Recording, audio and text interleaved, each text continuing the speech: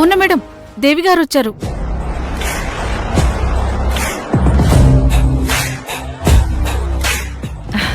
దేవి, దేవి,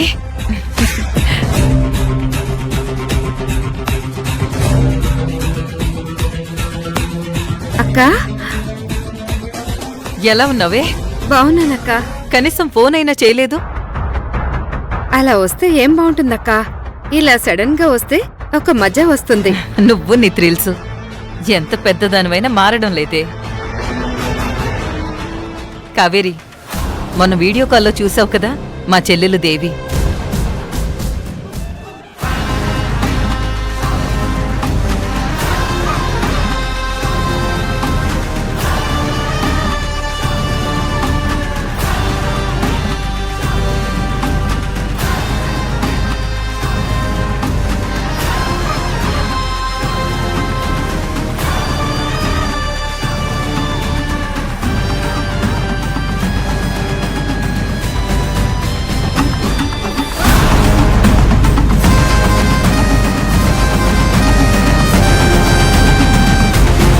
ప్రభూ, రెండు ఆడపులులు ఎదురెదురుగా నిలబడినట్టు లేదు?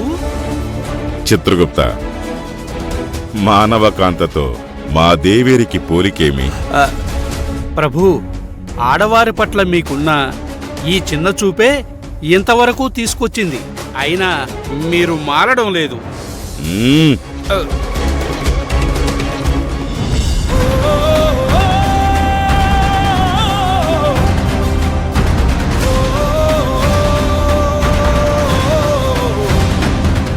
కావేరి, నువ్వు నీ భర్త తరపున యుద్ధం చేస్తున్నావు.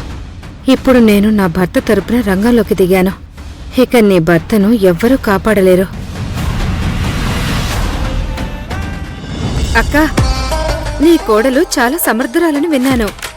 తనెంతటి సమర్థురాలో చూడాలని ఇలా అకస్మాత్తుగా వచ్చాను. కావేరి గురించి ప్రత్యేకంగా పరిచయం అక్కర్లేదు చెల్లి. 2 రోజులుంటే నీకే అర్థమైపోతుంది. అవునా? సరే, చూస్తానుగా. తను నాకెంత అర్థమవుతుందో నేను తనకెంత అర్థమవుతాను. నువ్వేంటి నా కోడల కోసం ప్రత్యేకంగా వచ్చినట్టు మాట్లాడుతున్నావు? సరే, లోపలికెళ్దాం పద.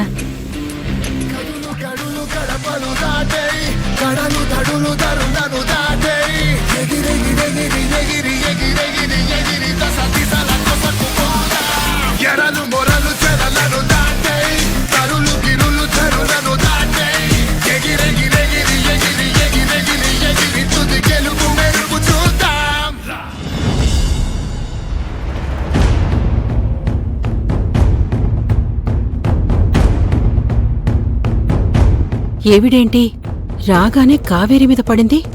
ఇంతకీ ఈవిడ కావేరి టైపా లేక మన టైపా?